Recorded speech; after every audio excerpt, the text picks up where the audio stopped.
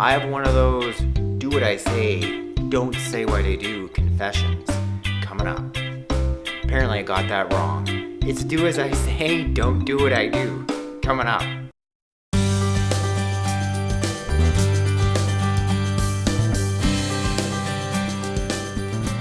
Hello you guys, welcome back to my channel. For those of you who are new, welcome.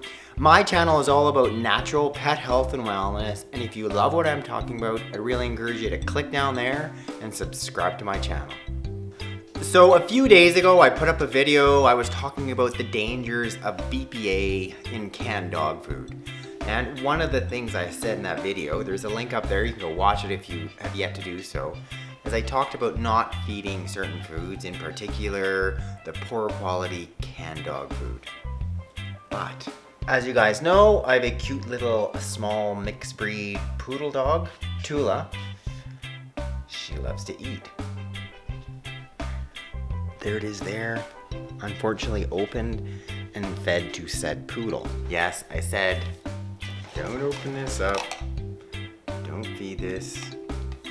But she's looking at me, she's wagging her tail, she's like, oh, something different for a change. Last night, there was a whole lot of whining, and you'll never believe what came out. Excessive straining, frequent trips outside. I'll just show you one sample of what actually came out of her. No, Tula! Hi. Nasty diarrhea.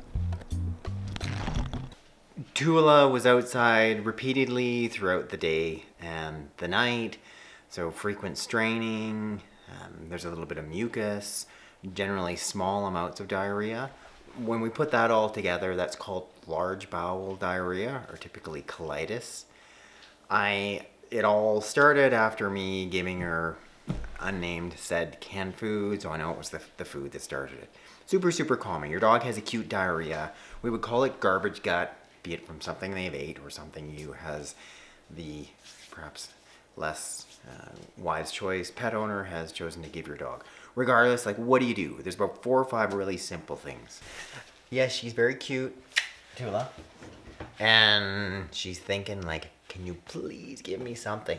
But the first, more important than anything else, any of the so-called remedies you're going to hear about or read about on the internet, is plain old common sense. So the first big thing is you're going to give your dog this. That's it. The big empty bowl. So nothing. So no food at all for 24 hours. We want to completely rest the intestinal tract. You want to give it time for the inflammation to subside. And more than anything else, it's just completely fasting them. We are, though, going to give her, as I gave Tula, you want to give her free access to water. We really also want to ensure that your dog is not getting dehydrated. So a couple big things. Most guys are going to drink enough to keep well hydrated.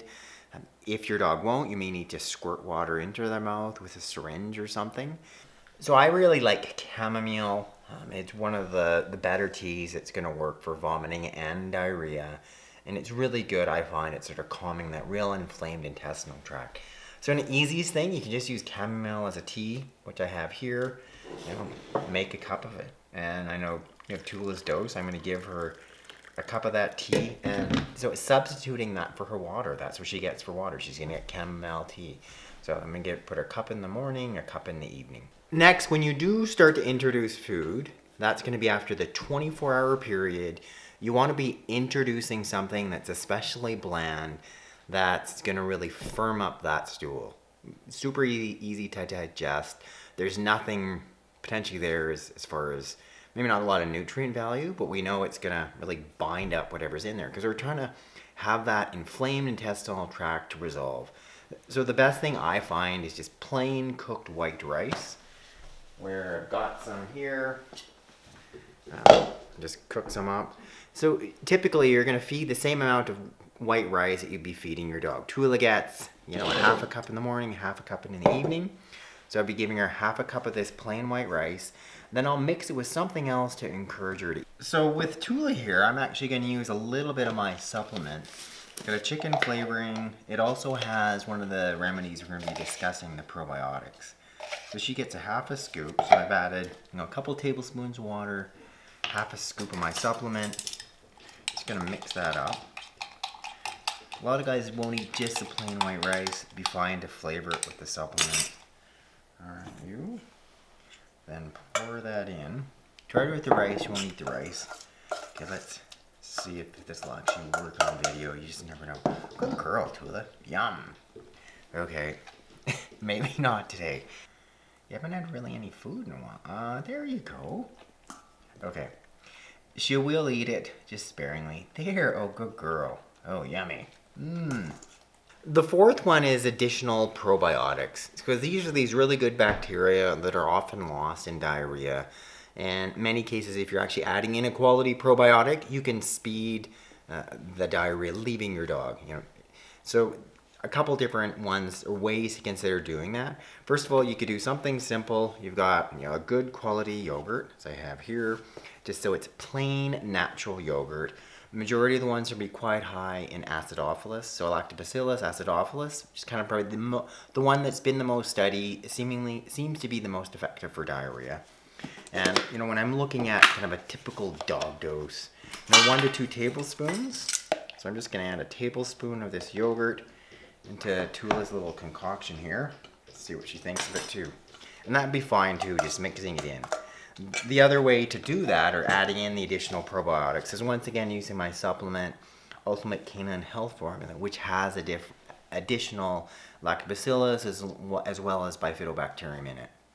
The next one I want to talk about is this DE, or diatomaceous earth.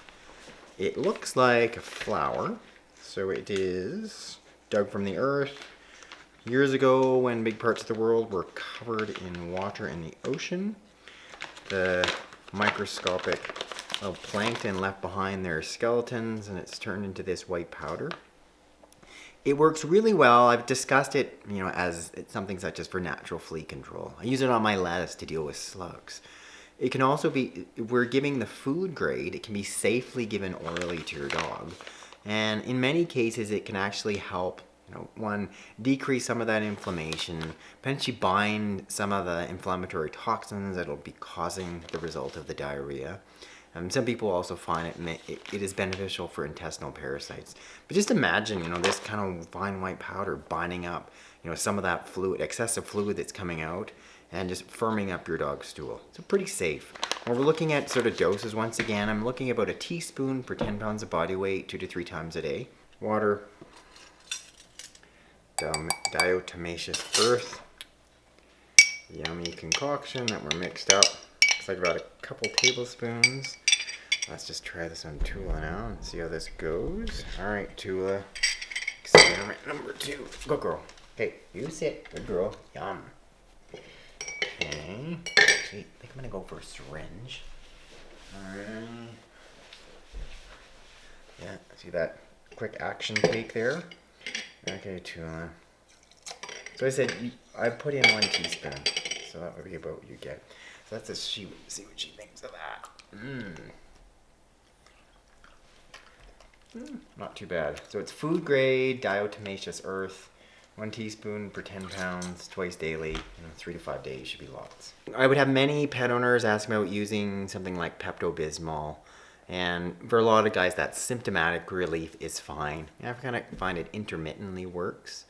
When we're looking at doses for our dogs of Pepto-Bismol, we're looking at fairly small amounts. Tula would get about a teaspoon, which is what we showed here. 5 mils, 2 to 3 times a day. Once again, relatively short term, somewhere between 3 to 5 days.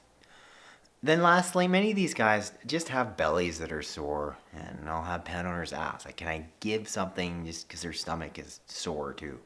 So I've got an essential oil here from Young Living Chamomile, and I've got about a tablespoon of coconut oil. That's in a liquid form. You can also just get it many times just called the carrier oil or MCT oil.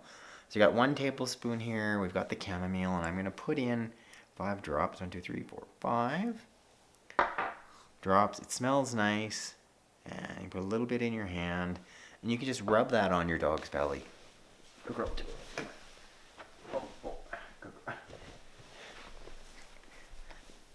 Good girl. And lots of guys. There. We also just want your belly to feel better. You. And there. So thank you guys for watching this edition of Veterinary Secrets. I'd love for you to click down there to like this video. Click up there to subscribe to my channel. And lastly, click that link directly in the box below. And then when you do that and you sign up for my newsletter, I can send you my free books, my free videos on how to heal your dogs at home with my top natural remedies.